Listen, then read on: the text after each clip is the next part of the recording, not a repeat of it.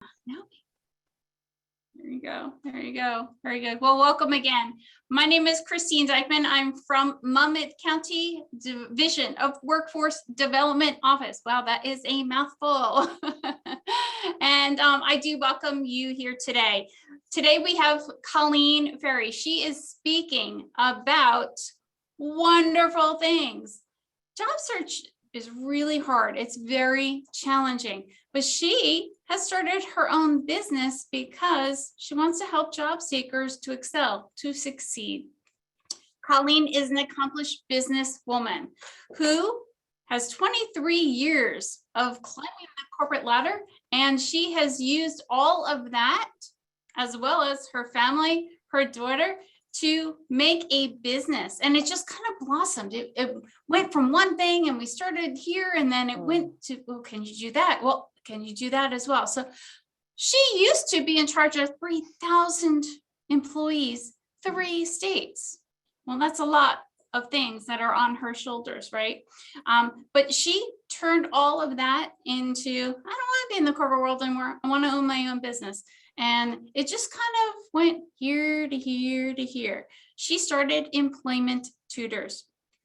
It was originally created to support the leadership needs of clients and the nonprofits that she had been serving.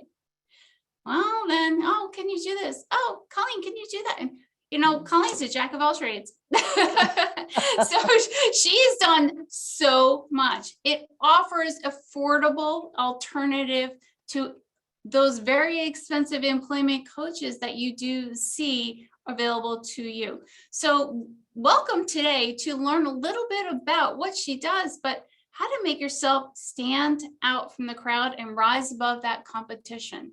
Colleen, take it away. It's all yours. Oh, thank you, Christine. You're so kind. Hi, everyone. Hey, so my strategy today is to just go through this deck kind of really quick, some overview, common mistakes that I see people make, introduce myself a little bit, and then really spend the majority of today's call just answering those tough questions. There's going to be some things that I say today during this slide deck that that may make you angry, may pose questions. If you feel like time is now, go ahead and put your question in the chat box and Christine will kind of let me know. Otherwise, I'm just going to power through this, kind of give you an oversight. And then I really want this to be an interactive call because I think those make it more fun. And, if we have time to do some mock interviewing, we'll do some mock interviewing, but it's up to you guys what we do after the first 15 minutes here. But so if you're ready to get started, we'll go. Right? Sounds good. Yeah.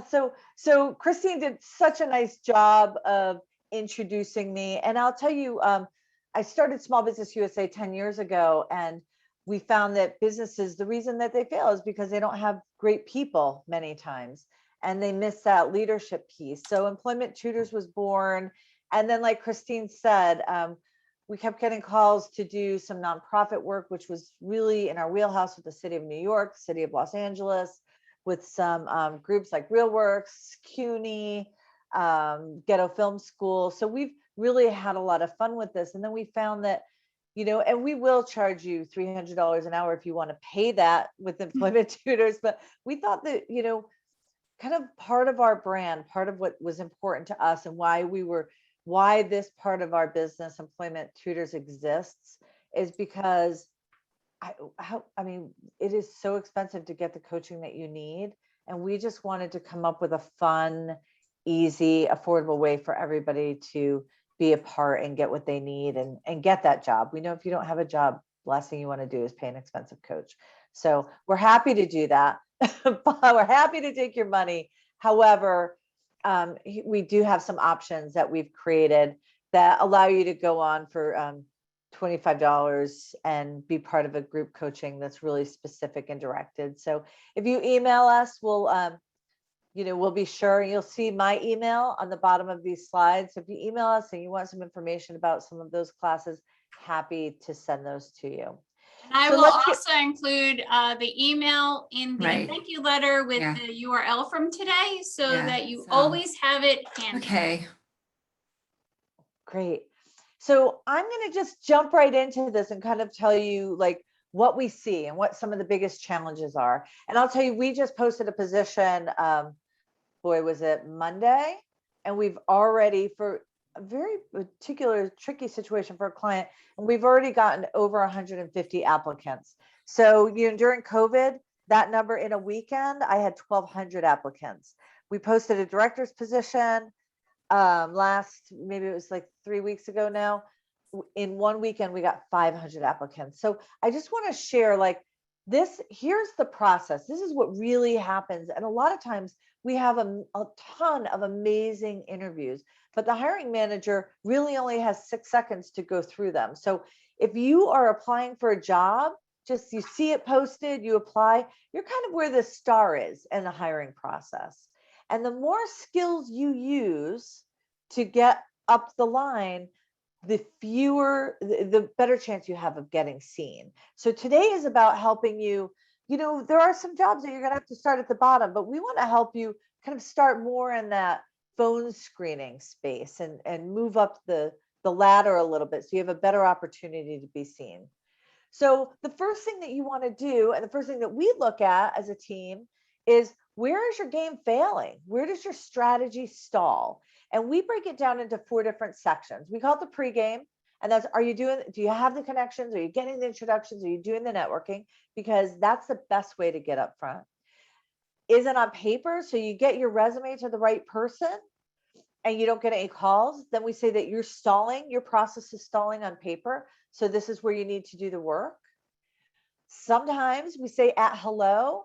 That's kind of that pre-screening HR money place, right? Where, okay, you get that phone call. Somebody says, hey, how much do you want to make? Well, I want to make $1 million, right? Well, okay, that's really Me nice. too. Great. Me too. Yeah, we'll put you in the other box. and so that's the pre-screening, is that hello, the initial interviews. If you're not getting the call back after there, that's where your process stalls. And then the last one we say is at culture. Those are the formal interviews and negotiations. So many times, folks that are job searching, really, they try to work on all of it, or they just focus on the resume. So I want to challenge you to just take a second before we go forward and think about, where is it that your personal strategy is stalling? Because that's a piece of this that you really want to pay attention to. Okay, and why? Obviously, so why do they stall? So first, we're going to talk about the pregame, right? So you all know the 6 degrees of separation of Kevin Bacon. Well, this is the game, right? This is the game that we want to play today. And we want to say, if you are looking for your dream job, who do you know that's going to connect you? And too often we say to ourselves, hey, I know somebody who would refer me to 1 million people, but they don't have connections to the dream job that I want. So they're not going to help me. I want to challenge you. There are 6 degrees of separation, not just between Kevin Bacon and every actor on earth, but between you and your dream job. I guarantee it.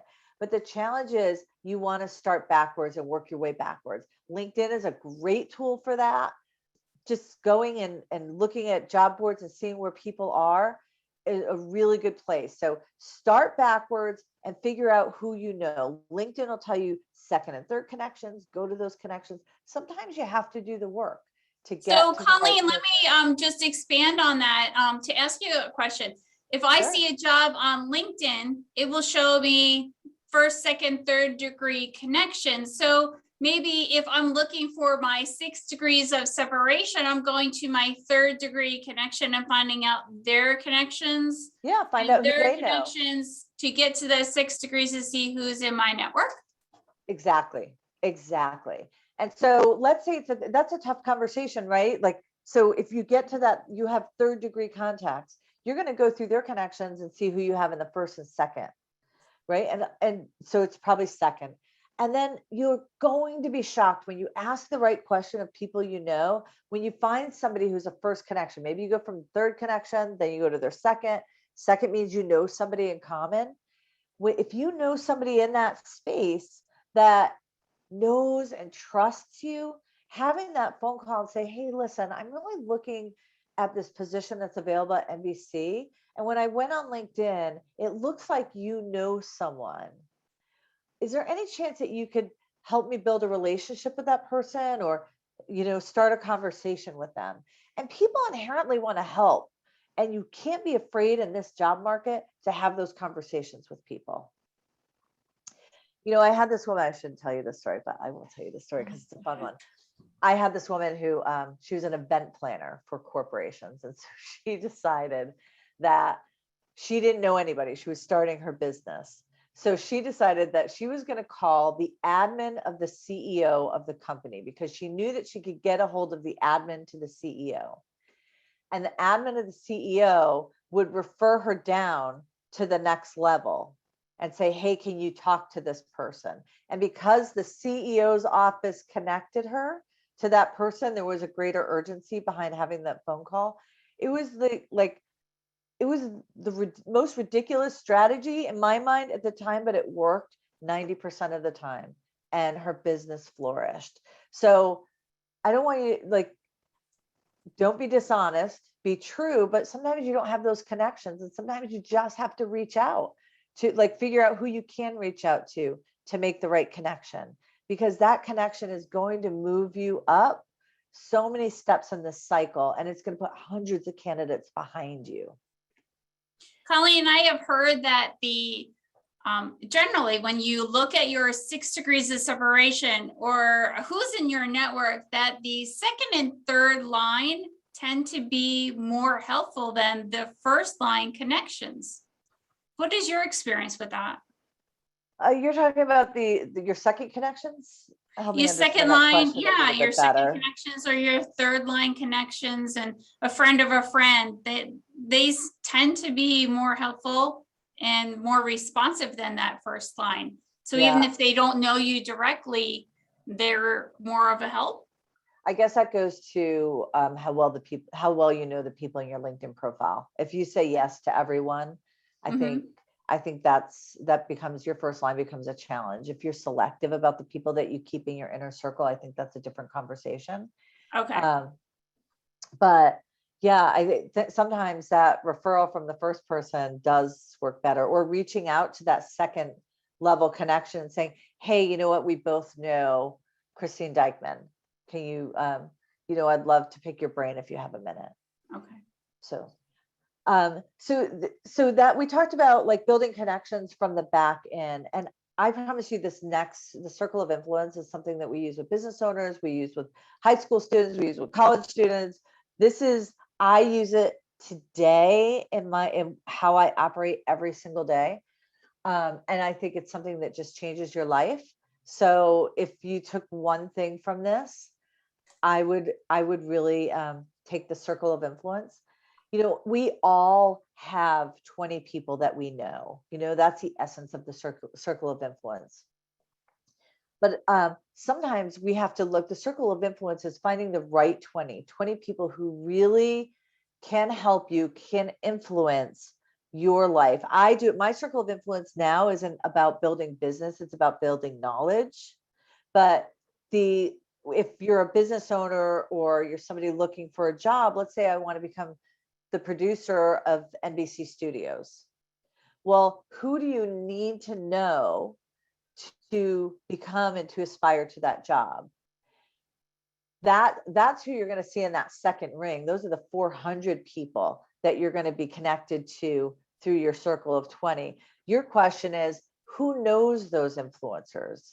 And how do I build a relationship with those people? So your circle of influence is finding 20 people who you can really get to know, you can nurture a relationship with, and I'm going to tell you how in a quick second, that know the right people, who can connect you to the right people, but not just say, hey, I want to introduce you to Christine Dykman. These 20 people are going to become your champions, because you're going to work at building a relationship with these 20 people so they know you. So you're contributing to their success just as much as they're contributing to your own. So I challenge you to find 20 people. And so what 20 people is reaching out to those 20 people, having a significant conversation, relationship, email, coffee with 20 people every month. That's a Monday through Friday. You reach out to one person on that list and have ticker file. The first time, invite them to coffee. When you get back to your office or wherever, then you're going to write down everything you remember. Where do they sail? How many kids do they have? Where do their kids go to school? All of this great, the stuff that builds relationships. Too often we look at that circle of influence and we say, how can they help me? How can they give me advice? And I'm going to challenge you, like, I see it in the college level all the time. You go to, they go to some college class and they say, oh, here are people in the alumni group that can help you get to the next level. And so what they do is they make an appointment. An alumni group is, of course, I'll help you, right? So that alumnus is getting, 20 calls a month. And every call is, hey, you know what? I really want to be a production assistant. I really want to be a CPA. Do you know somebody that can help me? That's not building a relationship. So I would challenge, if you don't have those 20 people in your circle now, make a list. And that list of 20 people might change over time as your careers change, or maybe because you can't build a relationship with them. A lot of these 20 people you don't know yet. And you're getting to know those people because you've worked backwards from that dream job and said, what are the 6 degrees of influence? And who do I need to know? Who are people that can connect me, that I'm interested in knowing, I want to build a relationship with? And I'll tell you, my businesses, when we started Small Business USA, we used this principle and it grew. 80% of their sales were because of their circle of influence. So I Would you promise you, say that COVID has changed the whole let's meet for a cup of coffee kind of thing and changed it's into made it something else? easier. Yeah, it's made it easier, right? We can do it in Zoom. We save so much time. People are going back and they're having coffee now, but have a virtual cup of coffee and ask them everything about themselves. There's this great, if you've ever read Dale Carnegie's How to Win Friends and Influence People, there's this great story. He's on this airplane next to this woman and he just keeps asking her questions about herself. And she talks the entire flight. So they get off the plane and he sees her meeting her party. And he goes walking by and she grabs him and pulls him and says, I want to introduce you to Dale Carnegie. He is the best conversationalist I've ever met. Right? He didn't do anything but ask her about herself. That's like, when you build a relationship, when you make a new friend, that's what we do. We build relationships because we're interested in other people. That breeds far more success. And it gives you a healthier, more well-rounded life, right? It makes it more enjoyable because those people, when they really get to know you, those are the people that are going to refer you to those are your influencers. Those are the people, when they reach out to the 20 people they know, are going to say, you need to meet Christine Dykman. She is the best conversationalist I've ever met. She's so interested in learning more about how to be great at her craft. She works for Monmouth County. You have to talk to her. That's a very different referral than the one that when you call that first degree, second degree person on LinkedIn and said, hey, you know what, can you connect me with this person? Right? Those 20 people are powerful in our lives. And they make us better and give us more information. My 20 people right now make me smarter at interviewing, make me smarter at helping people, help me keep current on what's going on in the employment space. So, I think I'm beating this horse and I don't want to take up too much time, but it's really one of the best tools and I stole it from somewhere along the line, like 10 years ago, but it's really been the center of what I do every day. Okay, on paper. So the cover letter, resume, skills assessment, we're going to go through, we're going to look at things. I'm going to help you look at your resume from a different perspective. Remember, your resume is sitting in a pile of 500 other resumes. I want you to look at your resume as this aisle of shampoo.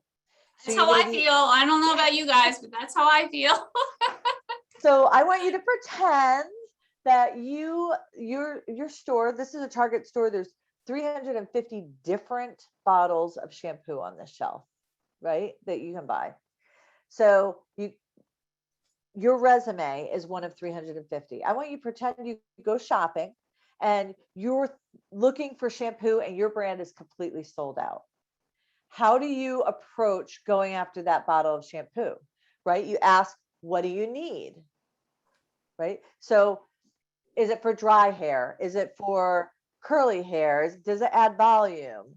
So that might be the first, you have to solve your needs. So when you're applying for a job, does your resume, do you find right away what it's for? When you look at a shampoo bottle, they've spent millions of dollars to make sure that it says for dry frizzy hair, for curly hair, whatever it is, they put it on that bottle in a place that you can find easily, right? Then think about, the other pieces.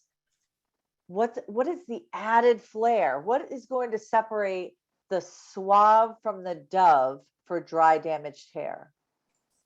It might be scent. It might be something special that they've added. Maybe they added some special oil. So your resume is the same way, right?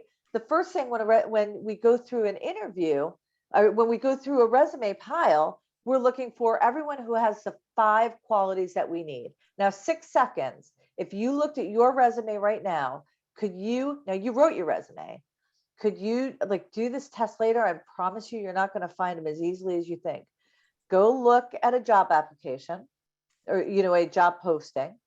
Look for the first five things that they list in their qualifications. And it's a job that you want, of course. And then go highlight those on your resume.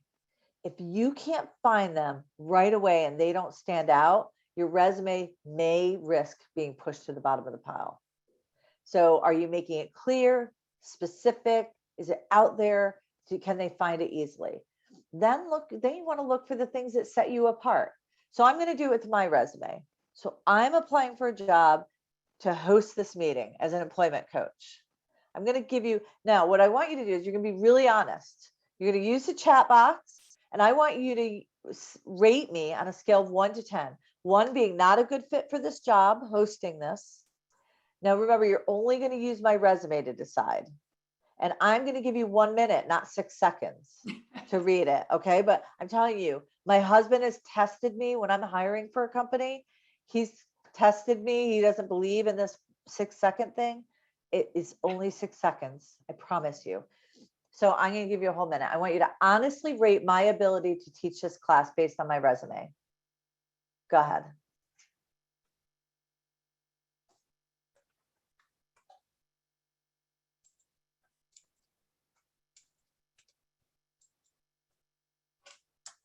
A reminder, 10 is the best.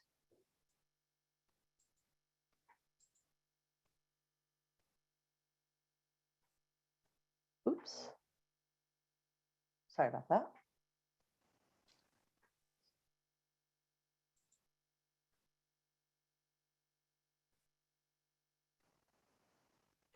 Oh, I see some numbers piling up.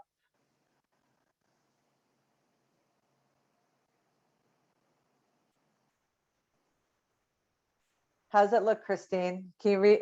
How am I scoring? I can. And it's interesting that, again, you ask 10 recruiters and you're going to get 15 different answers. We're asking all of our participants and they all pretty much have different answers. Okay. 10, 4, 6, 9, 7, 5, 7, 5, 4, 8, 2, 7, 7, 6, 3. We're kind of all over the board here. All right. So as a recruiter, as somebody who has 500 resumes, I would say, oh, this person's overpaid. They're overqualified. They don't have any real relevant information. Maybe they have something good to say, but it would go to the end. It wouldn't make it to the pile. So why is that? Because I mean, we hear a lot about keywords. We hear a lot about how to construct resumes. We hear a lot about, action words and accomplishments and that kind of thing. Does that have to do with what you're talking about? You're going to see that in a minute. Because I'm a little bit ahead. Sorry, guys. That's okay. But remember about the qualities of a perfect candidate, right? The 5 qualities. One of those qualities might be money. One of those qualities might be direct experience. So if I'm an employment coach, if that's what you're looking to hire, on that resume, there wasn't really a ton of employment coach experience on there. So it kind of raised some red flags. It's not specific to what I'm doing, to what I'm applying for. So it wouldn't make the pile. Remember, you're not just proving that you're good for the job. You're proving that you're the best candidate for the job, right?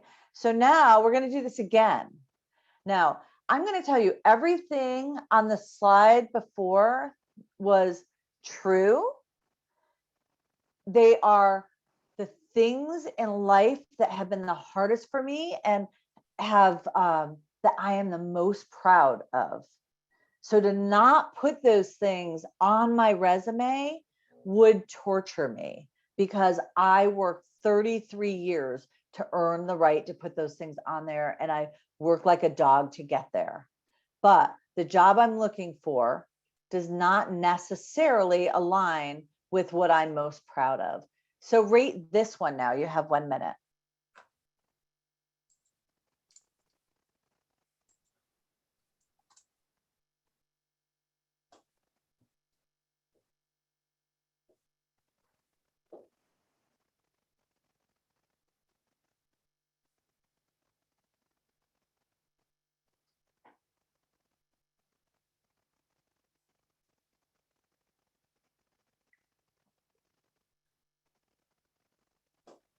Colleen, let me ask you, looking at this, I see some of the bullets have numbers and some of them don't. Is that okay?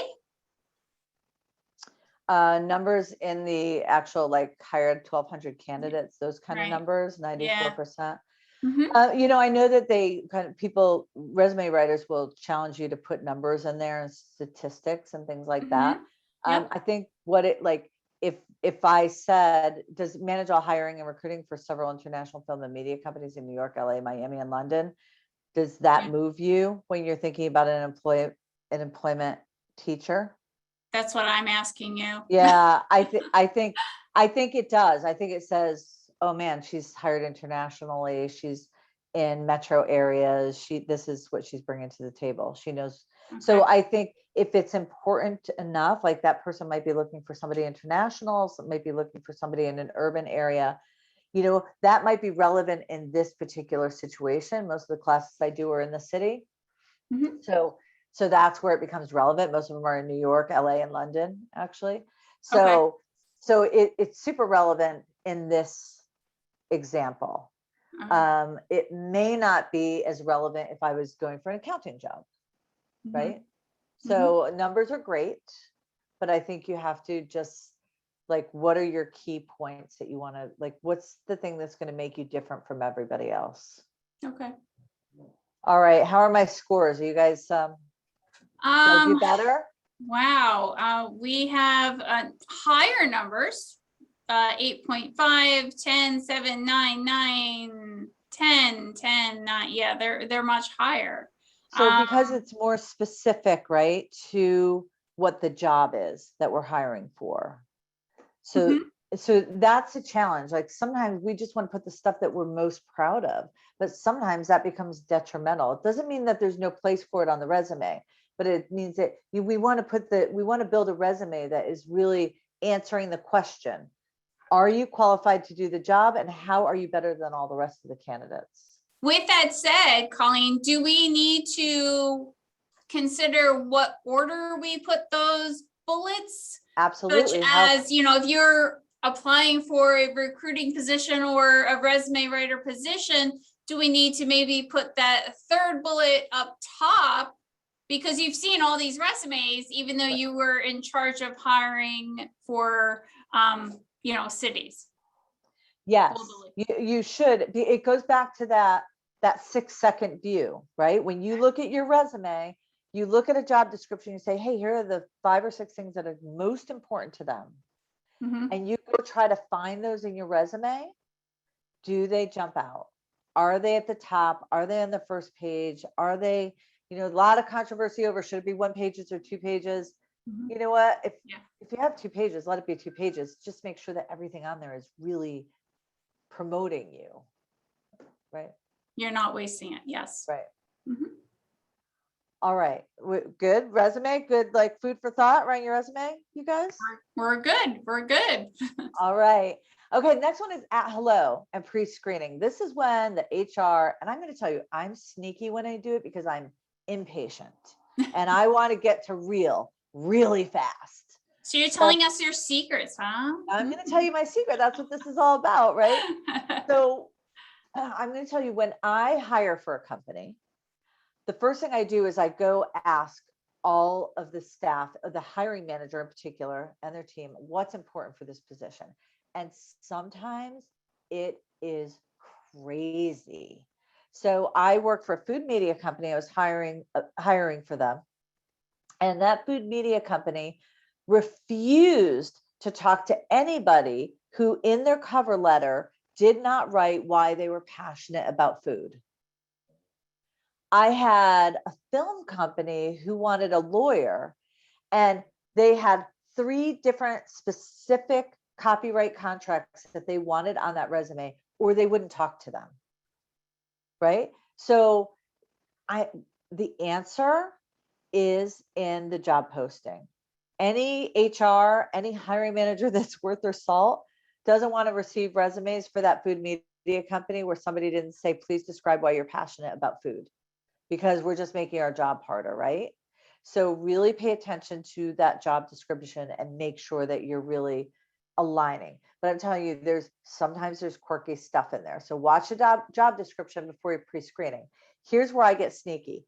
After I've gone through sometimes 1,200 resumes, and sometimes when you have 1,200 resumes, to get to 20 or 30 is a massive challenge. Like, it's nearly impossible.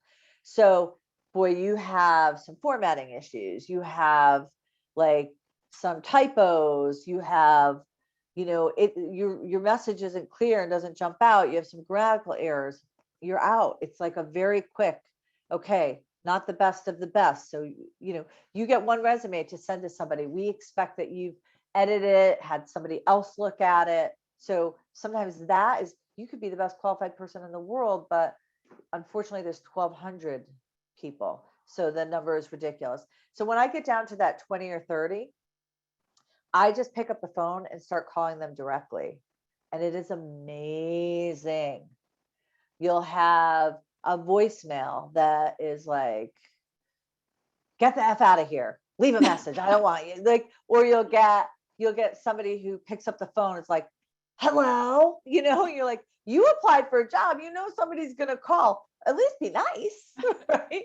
Those are people I'm like, so I was just calling to see, so, sometimes it's like a short question. Hey, I just, we're looking at resumes. Just wanted to make sure you're still interested in applying for the position with whatever company. And there might be a rare chance that they could redeem themselves and they apologize for answering their phone in the wrong place. But I'll actually say, do the pre-screening right there. That might take my number. 40 phone calls is a whole lot better than setting up 40 interviews. Because right away, while I'm setting up that interview, sometimes you'll see they'll have you do a voicemail, like answer questions in voicemail. When they have, you guys all seen that? Mm-hmm. Yes. So sometimes in those cases, they're looking for, do you have the right attitude? They're listening to your tenor just as much as they're listening to your answer. So the pre-screening piece, don't be surprised. It's your initial introduction. And if you get one of those phone calls from some jerk like me who's impatient, the best answer is, oh my gosh, Colleen, I'm so excited to talk to you. Can I call you back in 10 minutes so I can speak somewhere quiet? Because that gives you 10 minutes to make sure that you've done your research and you know what you're going to say. Because the worst thing you could do is not know, oh, what company is it again? That's the worst thing. We want to know, as an employer, we want to know that you're passionate about working for us. So take that moment, think through it. And if you get one of those calls, say, let me just call you back where it's quiet. I'm in a bad place. Can I call you back in 10 minutes? Anybody is going to say, yes, that would be great. Here's my number. We have a question in the chat box, and Sure. a couple of questions. I think they're wonderful. With all the robocalls everyone receives every day, what would you recommend for answering the phone on the off chance it's you calling and not a robocall? Hey, if you don't want to answer the phone, don't answer the phone. Let it go to a great voicemail and then call them back. But if you're going to answer the phone and you have applications out there, be on your best behavior. I guess that would be my answer. I would say I've been a recruiter as well. And even here, I will call somebody back and get the recording. This voicemail box has not been set up. And you can't leave a message. You can't tell anyone you called because they never set up that box. Or this voicemail box is full. Yep. And you still when can't that leave a happens, message. when So you that wanna make happens, sure. Yeah. when that happens, what do you think? What's your first initial, right? They're not very interested. Yes. They're not interested. They're not organized. They couldn't Yes. take it. They gave a number. They couldn't take time to do this. Mhm. They're Yes. behind. They're disorganized, and they have a full mailbox. Right? We Yes. think all the bad things, and they go in another pile. Right. And we don't call them a second Exactly. time. So you don't want to That's a give that great point. impression. Sorry, but that Discussing was a phone great point. calls and how to answer. Does your name show up or are you lumped into spam calls? My name always shows up. Like I know that when I call, like if I'm calling somebody on their cell phone, it shows up. It's Colleen Ferrary. Okay, so you're using your personal phone, not sometimes. So but that's a good question for me. I shouldn't have answered the question for me. Sometimes it's going to show up as a 1-800 number. Okay. Like you'll see that if it's a business or a corporation, or it'll be a generic number like ends in 7,000 or 1,000 or something like that, because it's a company, a larger company. So maybe just seeing that, how the name is showing up will give you an indication of whether to answer the phone or not. It could. And, there's no harm in letting it go to your voicemail if you're unsure, and listen to the voicemail and call them right back. But I would call right back. If you're looking for a job, time is of the essence. So if we've already found 10 candidates and you took 2 days to call us back, one, it says you don't care enough, right? But if you do call because you're on vacation or there's some emergency, make sure you say that. I am so sorry. I've been waiting for Employment Tutors to call me. And I finally got the call, and I cannot believe that I was camping and backpacking in Vermont and I didn't have service. I'm so sorry. Please let there still be an opportunity for me to interview with you. It sounds crazy, but you have to help people see that you're passionate about their company, because the people who understand and are passionate about the company are going to rise. The cream rises to the top, right? So are you saying, Colleen, you don't have a crystal ball? What's wrong with you? We all make bad hiring decisions, but yeah, no crystal ball here. Yeah. All right. The other thing is be prepared. If you apply for a company, so many people apply for like 9 million jobs, and I get that. You need to get a job. But I would challenge you, the ones that are the best fit, the ones that really align. I love this little kid. Be prepared, because from this point on, once that resume is out, once you made the connection, you need to be prepared. And the companies that you really want to be a part of, do the work. Like, make sure the work is shown in your cover letter, make sure the work is shown, like your resume aligns, make sure the work is shown in that initial interview. So I just want to talk a little bit about how do we do that. I love Apple because they tell you everything they want in a company, right? They're like, you go to their about page or their career page and all this stuff is on there, right? So know what they're looking for. They're looking for innovators, right? They're looking for some like different together. They want unique, they want strength, they want innovators. So as you're having those conversations, you want to make sure that you've done the work and you're prepared to tell stories about how you fit that model. So the very first interview is looking for, they want somebody trained in widget making. They have a salary in mind. They want to know that you can go to where they work. They want to make sure that you're articulate and friendly. And I put this one down there because the person on the other end of the phone, even if they're a recruiter, they've got to want to work with you. Like that vibe on the phone call, that first, the email. I just talked to somebody right before this call. And I said, when you send an email, I can't tell if you're mad at me or not. She started laughing up. She's like, well, it's because I have a kid and I'm writing it fast. I'm like, you can do that to me, because I have pretty thick skin, but you can't do that to anybody else. So if your email has a bad tone and somebody, and we see that with our kids a lot, right? With texting, like we see like the younger generation really struggles because text and email, which is their first language, if you're under 30, that tends to be your first language. They're not as proficient, believe it or not, as in tone. So be careful when you're communicating in that first in every level, but in that first, this is what they're looking for. They want to make sure that whoever they're talking to is somebody they want to work for. Apple is community driven. You know that based on their story. So you want to make sure that you have a way to introduce that into what's important. They're going to say, oh, why are you applying to Apple? You know what? Apple is community driven. That's really important to me in the next company. This is what I do in the community. And also they're looking for people who want to be the best. And I love competition. I want to create the next best thing. This is what drives me.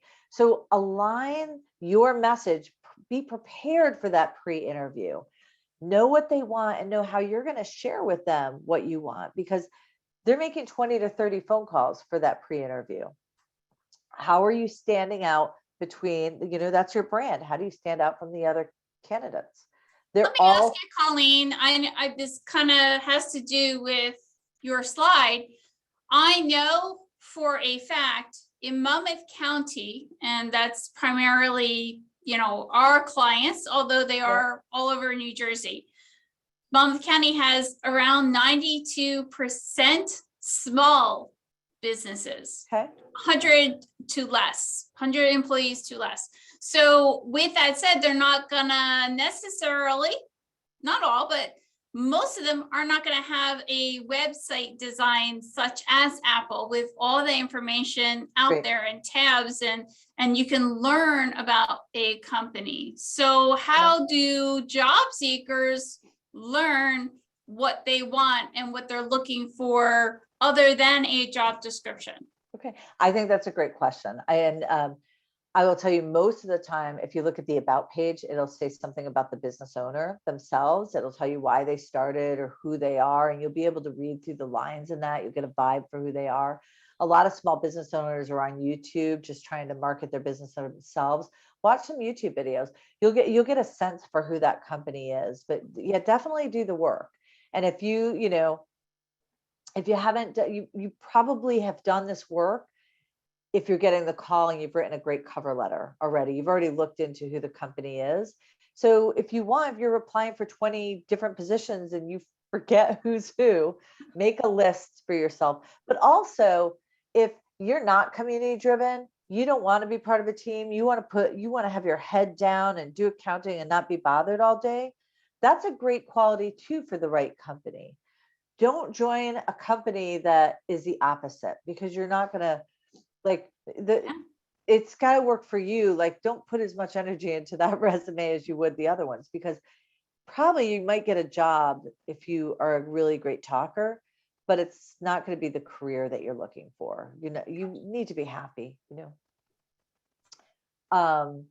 Great question. So I get this question all the time, so I love to put it.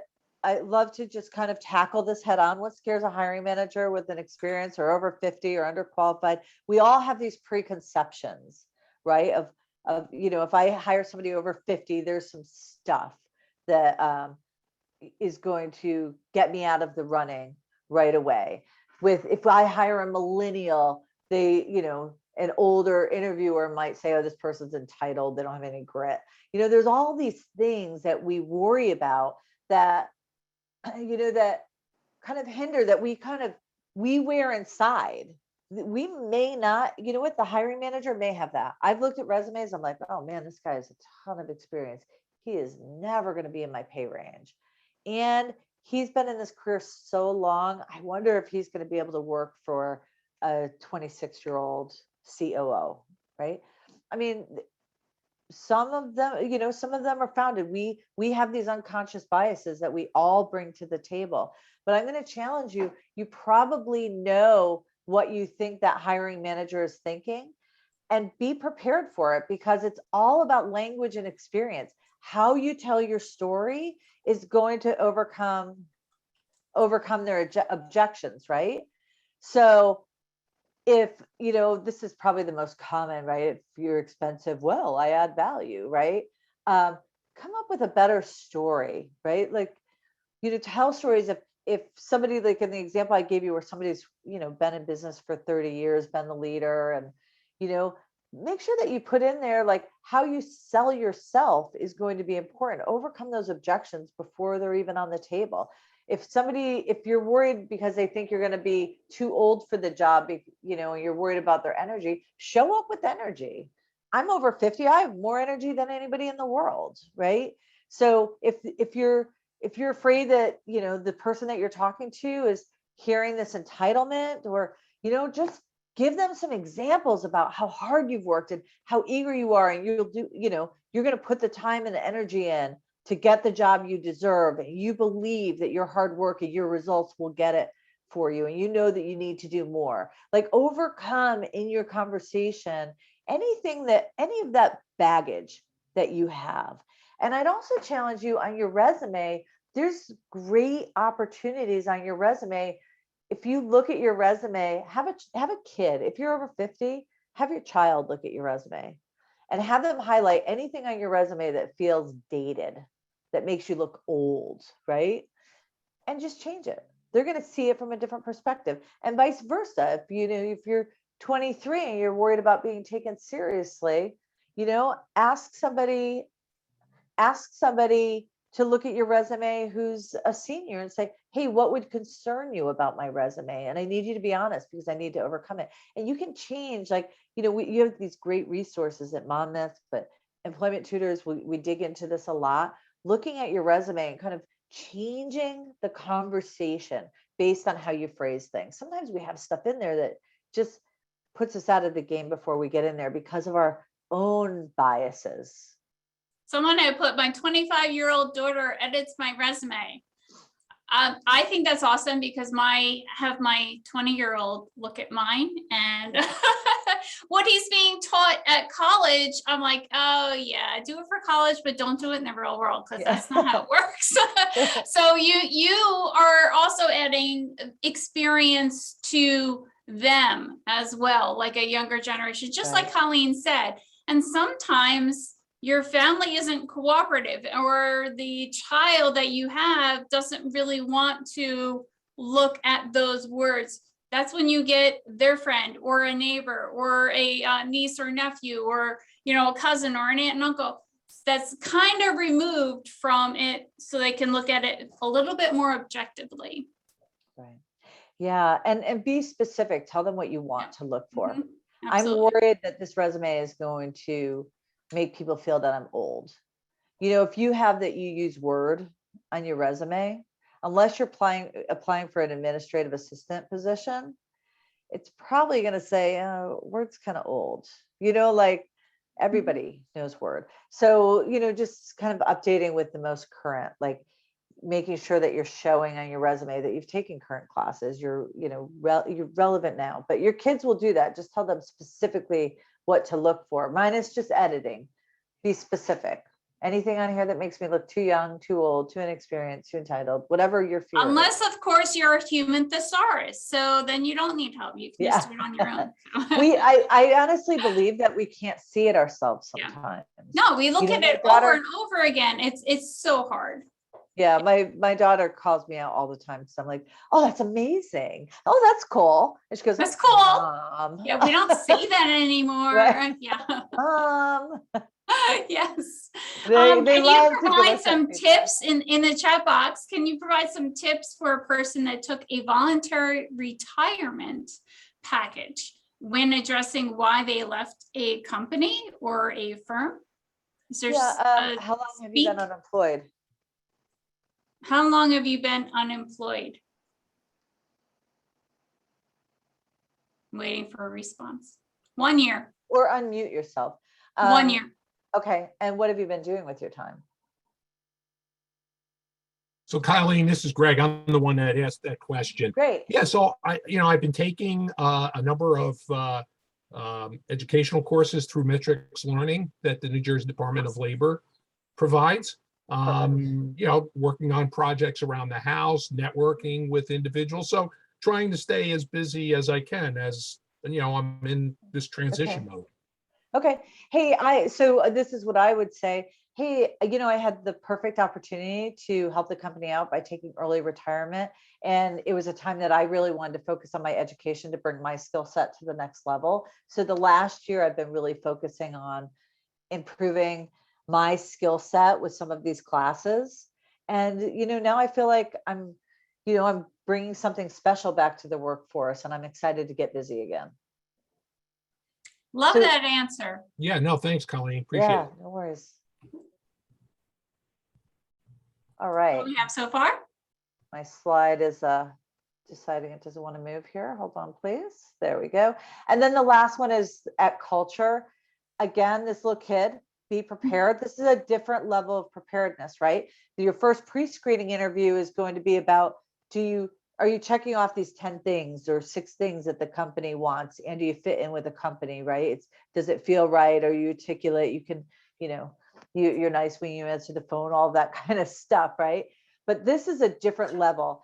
If you're making it to the second and third and fourth interview, sometimes fifth interview, they've already assessed that you have the skill set needed. Now they're trying to figure out what sets you apart from your competition, and are you a cultural fit?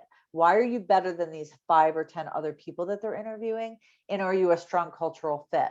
So the first way, as we said, do your research, learn who they are, go through their about pages and find out who they are. But the other thing is there's a really important piece of storytelling that has to happen at this level. I interviewed this guy for a president of a company Friday, and he said, I could do it. He was such a great speaker. He had, all the right answers. I'm like, well, tell me about a time when you actually did do it. And he fell apart. Like most recruiters are focused on behavioral interviewing. So when you are preparing stories, I always tell people, come up with 7 examples of things that you've done really great, stories from your career that you're really proud of. Make sure one is about, dealing with a complicated employee. Some are about driving results. But I bet if I asked you to list the 20 questions that you're going to get during an interview, you probably can write down 20 things that somebody's going to ask you. My challenge is, people may be prepared for the interview and the question, but they're not prepared for me and my culture. So if Apple wants someone who is not afraid to share new ideas or opposing opinions, after you put are you all familiar with STAR? Is that something you guys talk about? Situation, task, action, result. Originally, the interesting thing, I took STAR behavioral training probably 25 years ago. Me too. And it was for the interviewer, not the candidate. So it taught us how to get the truth out of a candidate. Well, then of course candidates get smart, and STAR is like, well, we can really now sell this program to people who want to be interviewed, right? The candidate. So now you'll see that they tell you, oh, put everything into a STAR format. Those 7 stories that I just told you about, put those all into a STAR format. Make sure you have your situation, the task, action, and result. Make sure in your story, you are showing how you dominated a category, how you were the best in this position, how you did a great job, how your results were better, because the story is about helping them see how you're better than the other people, right? But the piece that is generally missing is that we're not connecting it to the company. By doing your research, Apple wants somebody who's not afraid to share new ideas or opposing opinions. They're going to ask you that question. Go back to some of your 7 stories and say, hey, am I really clarifying what's important to Apple when I tell my story? So are you saying, Colleen, that there's not 7 stories all the time for everyone or every situation, but those 7 stories may change for what is important to the company and how you fit in corporate culture wise, how you did a particular thing. And that's why those 7 stories may change? Yeah, I think what happens is the 7 stories, if you pull together those 7 stories, you can answer any question really well that an interviewer is going to ask. So are they the So same 7 stories for everyone on this call? based on what you're looking for, I think they're the 7 things within your work history that you're most proud of, that are great examples of how you shined in different core competencies. I think the core competencies that you choose are going to be related to the career that you're going after. Like an accountant is going to have different core competencies than a salesman. Thank you. Did I answer that? Yeah, there's a couple of questions in the chat. I just wanted to make sure that Okay. everyone's stories will be a little bit different depending on what their career is and their path and where they're going and applying to. Right. Yeah. And then if somebody throws you something and maybe one of your stories doesn't like connect to the question they're asking, well, if you have one story that's not perfect, you're still going to have 7 stories that are outstanding, right? So I think it's just a great way to prepare. Here's one of, I don't want to like, this has taken so much longer already. I was like, oh, 15 minutes and here we are at an hour. I apologize. You know, one of the biggest things that holds people back is their confidence, especially if they've been put into a position where they've been fired or early retirement or whatever it is. Our confidence takes a hit, right? And when you bring that into an interview, it's like a death sentence. I interviewed somebody I had been recruiting for years. I had been building a relationship with this guy for years. He got fired from one of our competitors for a stupid reason. And we all knew that this is why like people got fired. It was a very stupid reason. We wanted this guy so bad. He was so beat up from being fired that I couldn't hire him. I knew his skill set. I knew what he did. He could not get through the interview process because he was too in his own head. So I'm going to challenge you. Like we have, even CEOs, I think it's something like 90% of CEOs have imposter syndrome. I don't belong. I'm a fraud. I'm not good enough. All that stuff. I want you to remember that you deserve this. Even CEOs, that our imposter syndrome is what makes us great. Challenging ourselves. Like you say, oh, I'm a fraud. I don't think I'm good enough for this position.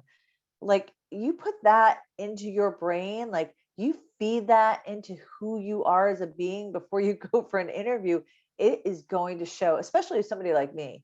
It's going to be the thing that makes me go, my gut is saying something different.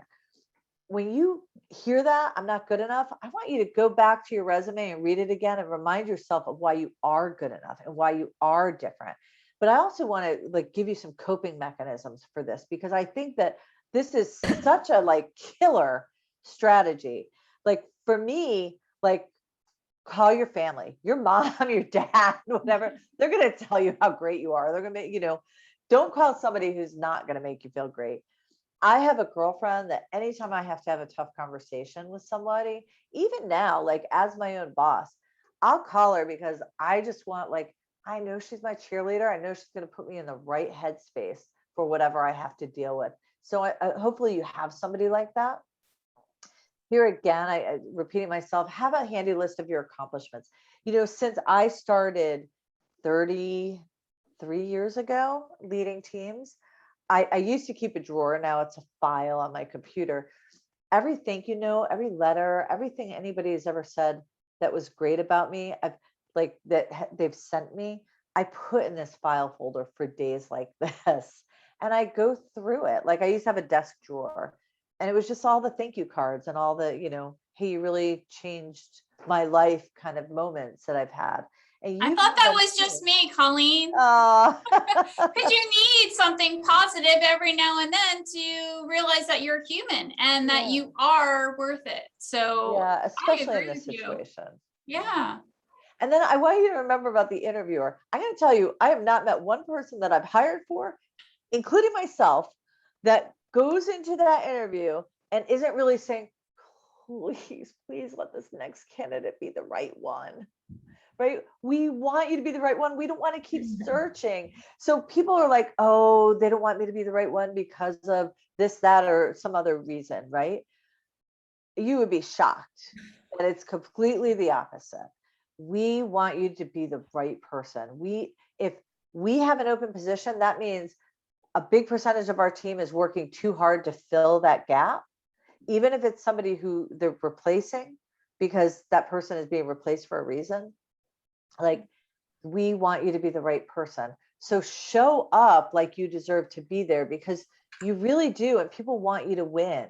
And too often we get bogged up in our own worry, in our own head, and that's that gut feeling. When people say go with your gut, that's what you feel. It's somebody's self-doubt. So spend time to invest in yourself, to bring yourself to that place where you deserve to be, and where you really are. All right. Thank you. I know I took Thank you so for that much time, positive. you We guys. need positive reinforcement. We have talked about having a job search buddy, somebody that you can lean on and call, say, hey, got an interview. What do I do? What do I say? Why am I good enough? And they can help you. They can identify with where you're at and where you're going. And maybe it is a spouse that is, conquering that imposter syndrome. Maybe it's not. So, look at all those different things, whether it is a file folder of thank yous, just like Marty had said, ways that we can get the negativity out of our mind so we can move on. What questions are out there? All right, guys, questions. Any more questions? I know I've been interrupting Colleen all along, saying, hey, we got a question, but are there any other questions, please? We got her on the line, and now's the time. Free advice. She's going to tell us everything. Okay. If you have been nurturing a position with a company, and it is your ideal position, how long should you wait for them to pull their act together? Yeah, I think that's a great question, Chuck. It's a great question. I've worked with some companies that are so frustrating because they're so slow, because they're shorthanded, right? And so sometimes it's what does your relationship look like with that hiring manager? Can you have that honest conversation? Because sometimes it's long because, you're not in the top 10%, and they're holding you, or maybe you need to, I don't know if there's an answer to that. I have a company I'm working for now, and I would tell you if it's a week, it's too long, and then I have another company that sometimes it takes them 6 months, and it's the most frustrating engagement I'll ever have. So, but I think you have to look for cues and have real conversations with the hiring manager, just express your concerns, not, make sure it's positive, but you know what, I have a lot of things, going on, and this is my first choice. I really want to make sure this is a company I'm still in the running for, because I don't really want to talk to other companies. So it depends is your answer, right? Yeah, sorry. I'm okay if you guys want to unmute instead of using the chat. It's like, do you want me to go through those questions that are already there? Or sure. And then I think Stuart has a question. Yeah, I did. If you don't mind, going back to your bulleted list, the one that everybody gave you 8s and 9s and 10s about. Yes. Since someone only has 6 seconds to look at your resume, where do those 8 or 9 bullets of yours actually appear on your resume? They're not going to be buried in your work history. They're going to have to show up someplace.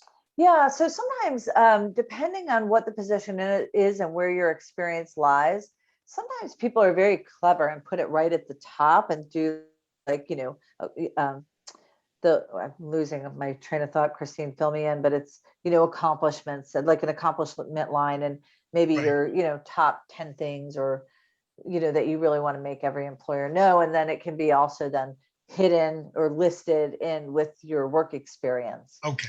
But yeah, I think that's the easiest way.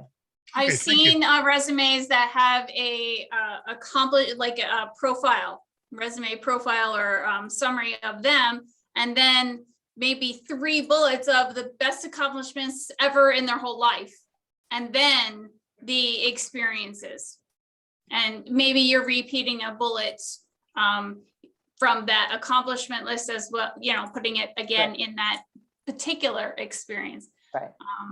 I don't know the success rate of that resume, but I have seen that. So.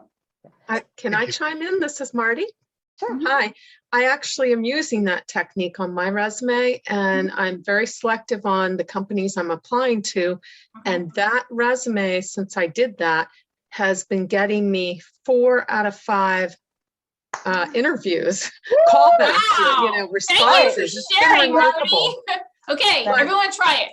Yeah, and it's what Colleen said though, and that was a great example of showing your, first version, and then that second version is I had to do that. It was very painful to do that process of parsing my accomplishments out in a way that really attracts the company, and not be about what I thought were great accomplishments, but really wording it to the jobs. And that has really gotten me the interviews. Now I'm just trying to get through getting, I'm doing now live interviews, but like, how do I make sure I'm making the final pick? It's come down to me and one other person on a handful of jobs now that they go with the other person. I'm like, when's my turn? Yeah, So, you know what? Hey, sometimes, and that's what it is. When's my turn? yeah. Like sometimes the reason somebody chooses you, when you're getting to that level where you're down to 1 or 2 candidates, you can't beat yourself up, right? Just Yeah. keep doing what you're doing. Maybe you Exactly. can recap what you did in that last interview, or maybe you can say, could there have been a better example, better story that I could have shared that would have connected me better with their culture than Yeah. somebody else? But if you're getting to that level, Marty, you're doing an amazing job. Yeah, remember, there's a lot of candidates. It could have been somebody's brother Yeah. who was hired. So is that a way to wrap up your interview then? Yeah, that's my question is, I have a challenge that I'm so outgoing and friendly. My interview yesterday with a big company that I would love to work with, they really need the help. And I'm a sales executive, and this is the type of role that's perfect for me. Right.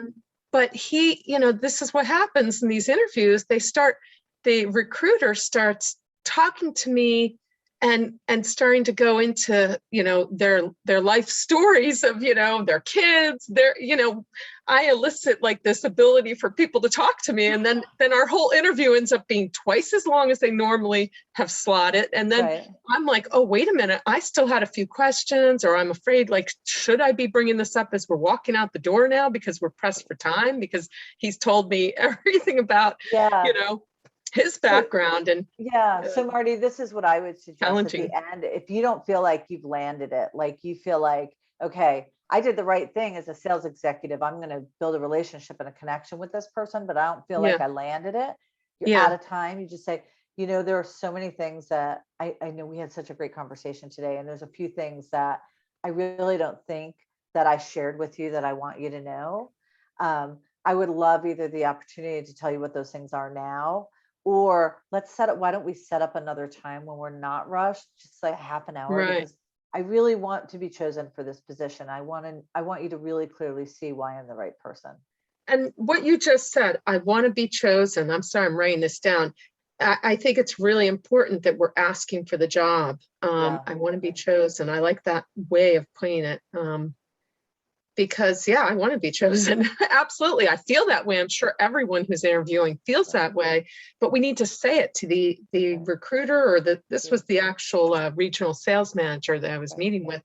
And I think that that's a great way to do it. I think that I've already sent a thank you note out. In some ways, I feel like I've revealed too much during this call, this meeting with him,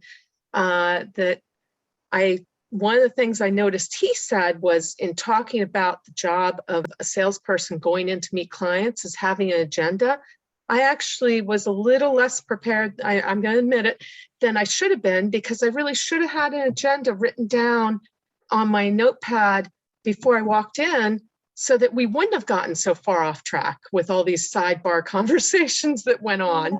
I think what Colleen pointed out is a great way to keep on track for that meeting and agenda.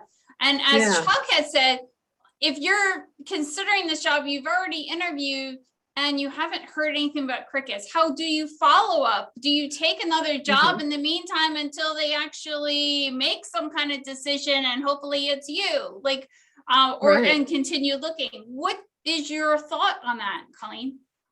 You know, I mean, I probably in this job market wouldn't turn down a job opportunity, to be honest with you, especially if it's a company that's running long. But Marty, just to go back a little bit, I Mhm. think when you run out of time, to me, it probably tells me that your stories aren't tight. So the 7 stories, you probably Right. need to go and figure out how to tell better stories, because when you get in that zone where you're really vibing with someone and it goes long, sometimes we give them too much information. And I'll tell you, I had a boss That's what I'm concerned about. Yeah, I had an EVP of stories. He goes, I don't really interview. I just shut up and let them talk until they hang themselves. Seriously, you know, Yeah. and we do sometimes. And that's where if you have a great story and you're prepared, you can, at the end of the story, don't be tempted to go on and say, I hope I answered your question. And they'll say, oh, of course you did.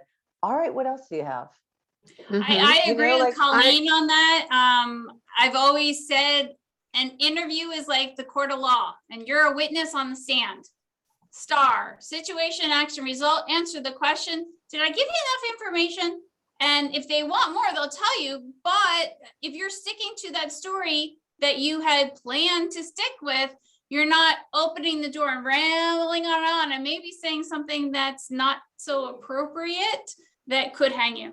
yeah, I I've had do love interviews. that. And I am going to, that's my homework, is to put those 7 stories together. Very, that's the first time I heard the process of STAR. So Mhm. I am going to do that. It's so worth it to get this locked in. Yeah, clear, Awesome. concise. Sometimes people will be like that EVP. Mhm. I always say that we're different because we didn't start as an employment tutor company, like as Mhm. employment coaches. We started as hiring. We started hiring people for our clients and training them on leadership. And then nonprofits came to us and said, can you please help our students? And that was really something that I Right. was really passionate about. So, but what that does is, I couldn't even tell you. I always say we have to look behind the curtain that nobody else has. We're the ones Yes. sitting there. Somebody's gone through 5 interviews, but we're sitting at the top with the decision maker behind a curtain, and they're looking at 3 Mhm. candidates saying who's the best. And we get to hear what their thought process is. And Mhm. sometimes it's like, well, this is Joe's cousin, and all right, we're going to go with him. And then other times it's like, you know what? There was just something I didn't feel about this person. Resume is great. Their questions were great. I just didn't feel it as well. And sometimes I think that's that confidence and that stuff that we hold inside. But yeah, it's kind of interesting. So don't beat yourself up if you made it to the final round, because that's Yeah. amazing. But the story, if you're running out of time, my guess is the challenges in storytelling. So how Right. on a resume do you highlight any webinars or trainings that you've been through, especially in this time of COVID? A lot of people lost their jobs. A lot of people spent time doing LinkedIn Learning and metrics and gosh, any other webinar that they could grab a hold of that maybe was low cost or free. So at what point, how do you put that and showcase on a resume? Do you wait till the interview to have that conversation? What do you do with that? I think that's a great question. I think it's something that depending on the level, like if you're going to do 6 Sigma training or lean certification, something like that. I mean, I love Chuck's answer. Put it on your LinkedIn page. I think that's a great place. I think that it gets a little weighty on the resume, but I think what you can do is, one, all of those new learnings and trainings and skills that you've learned, make sure you work those into your stories. This is a great way to say, what's funny about this is, I was on this Facebook webinar about marketing yesterday, and I saw this. It's a great opportunity to highlight that you're a continuous learner. We did I was a director level with Target stores when I was in retail for a long time. And they did this study about what makes somebody successful in the company. Now, everybody at Target, you probably don't even know this, department leads and everything generally have their degreed. It's a requirement of employment. And so they wanted to find out like why some of them rose to the top and others didn't. And they found that it was continuous learners. It was the only like the only common thread between everybody who is successful is they are a continuous learner. And I think this is a message that even though they did this study maybe 10 years ago or so, this is a message that people hear and appreciate. It shows that you're going to bring something new to their company and you're going to continue to educate yourself.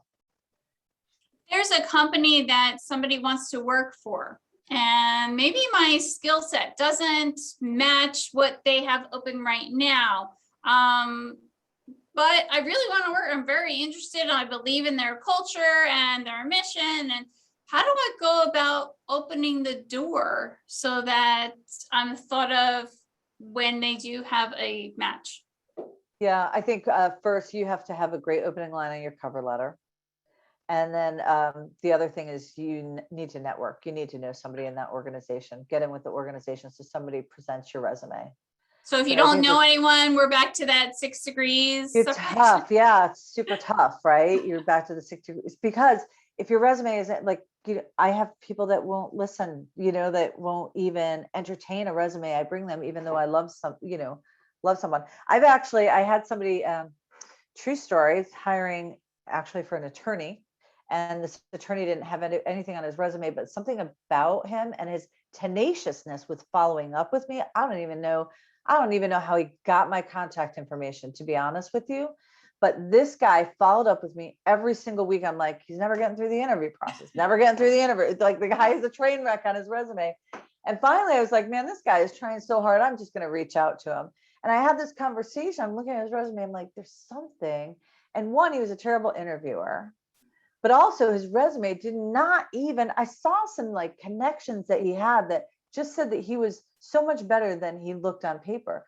And so I had him rework his resume. I told him what I thought were the problems with it. I'm like, listen, I think you're worthy. I'll give you a shot, but nobody's going to read your resume. So you have to go fix it. So he fixed his resume and he ended up in the top 3% of candidates. So he ended up at the final show. So he didn't get the job, but tenacity and grit pays off. Like, this guy wore me down, and I'm like, I would never, ever in a million years have looked at his resume. That's happened to me too, by the way, yeah. as a recruiter. So, and people won't do that. But at one point you're like, okay, man, it's been like 4 weeks in a row. This guy sent me so many emails and, God, I feel awful just not responding and just giving. And I had sent him a decline letter, a turn down letter, by the way. So it was kind of interesting. Remembering that recruiters are people too is huge empathy, huge for you as a job seeker, and to find that common ground because everyone's human. So you're absolutely right. I have 11 minutes. So what do we got? I have one more question in here. How do you bring many years of volunteering and different experiences from that to make you more marketable to come back into a career area of the workforce? You haven't done it, or you have done it. How do you? Debbie, help me out. Take yourself off on mute, and maybe speak to Colleen. Where's Debbie? Debbie. Well, I will say there's always room on the resume down at the bottom to put your like, I always list it because it's a really important thing. So I think absolutely list it on the bottom of your resume as hobbies or activities or community engagement. Like, and I think even if you have here's the thing, like when somebody lists 50 of them, I'm like, there's no way there's 50. Like, what are they doing? Like, stick to something, commit to something. Are they really contributing, or did they just write them a check for $10 and say that they're, so there's a level of credibility that comes with it. But, I can tell you, like, if you call any one of the companies, any one of the people that I mentioned that I do community service with, they know who I am and they can tell you how I contributed to their foundation in a meaningful way. Right. So like, I'd rather see 2 or 3 real solid commitments than somebody just putting stuff on there to see if I bite as a recruiter. I agree. I received an email from LinkedIn this morning saying that I should complete my profile with job preferences. Is this a new feature of LinkedIn or something I missed? You know, was it from LinkedIn? That's who the letter was from? I think that's great. I think it weeds out the pack. I haven't seen that actually as of I have. today. You have? So, well, From as you know, LinkedIn, yes. Christine, I'm like once a week on LinkedIn. So Yes, it is not a new feature. It has been on there for some time. And with job preferences, it's what are you looking for? So they do not send you jobs that you're not interested in. oh, I know And what it you're talking highlights about. you I'm to sorry. certain recruiters looking for certain types of people with skill sets. So that's I've what seen that. that is all about. Whether or not you complete that has to do with the whole 100% complete or not. The higher that you have your profile complete, whether it's 80% or 90% or 100%, then the higher you go in search results. So if job preferences has an impact on your completion rate, you should complete that. If it does not have an impact on that percent, then it's up to you. You know, I love LinkedIn. They do that. They say you're in the top 50%, top 25%. Have you guys all seen that? Yes. I think that's like just such a great tool to ask yourself if your resume really is all that you think it is, Yes. right? What are other Because- people saying about themselves? So that I've always said, beg, borrow, and steal. Don't reinvent the wheel, but don't plagiarize. Right. You need to figure out how you can highlight the same skills that you might have, because you're not the only organized person out of 750 billion people. It's kind of interesting. I think this is a great group, and Christine will probably help it. And Christine, agree or disagree, but when I get down to like my 30 or 50 interviews at kind of resumes, I think resumes have personalities. Like there's an essence of somebody who comes out of a resume, and sometimes it's not the right essence. You know, It doesn't sometimes match. Yes. it doesn't, yeah, something doesn't align and it doesn't feel well. I don't know how to describe it really well, but it's sometimes it feels like, I guess the ones that concern me the most is when you're trying to justify something. You know, like, and if you care, I don't know, but there is an essence, and I would just ask, like, I think Christine, or you probably have some resources for everyone, or, you know, that's, you know, sometimes we do this exercise in some of our classes where we say, okay, everybody send your resume to somebody else in the group and tell us what the essence is. Tell us what your first impression of this person is without, Right. you know, knowing who they are. And it's really valuable to kind of get that perspective from just a piece of paper from somebody who doesn't know you at Yes. all. Absolutely. Absolutely. It's amazing what you'll hear or feel, unfortunately, sometimes. And fresh eyes looking at those words, looking at your resume will give you different pointers and different suggestions on how to change or improve your resume, your interview skills, whatever it happens to be that you might not have been able to see before. I had a private client yesterday that I was coaching, and we were going through his resume. And so he's a young guy. He's been out of college 6 years. He's had 3 jobs in 6 years. And he was going for a job very similar to his first job out of college. And I was like, okay, when the essence of his resume basically said, I don't know what I want to do, and I want a job hop. And then his stories and his interview answers, like, they didn't tell enough of the story about why sometimes our resume is just really bad luck, you know. Like I work for a company called Caldor. I don't know if anybody remembers it. It closed. Then I got hired to go and save Montgomery wards from Caldor. I was recruited to save Montgomery wards. Man, I didn't do that, but boy, did I learn a lot, right? My resume looks like I job hopped, you know, I closed all these companies, you know. But the great thing is, in those experiences, I had so many things that I did great, but you have to be able to tell the story. What'd you learn from it? You know, like, where did you go from it? So yeah, it's kind of interesting. You have to know what essence or what people are going to be concerned about. Make sure you work those into your stories as well. If you I have think something talking to people and networking is definitely the start of this entire process. So yeah, for sure. just meeting people, even if you have a strong network, meeting other people and continue growing your outreach, because you just never know who knows who that can help you discover a company you had no idea even existed. Yeah, absolutely. Well, thank you, everyone.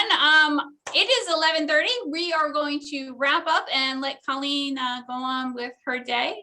Colleen, I appreciate you sharing so much valuable information with us and giving a lot of wonderful hints and suggestions on how to improve our job search.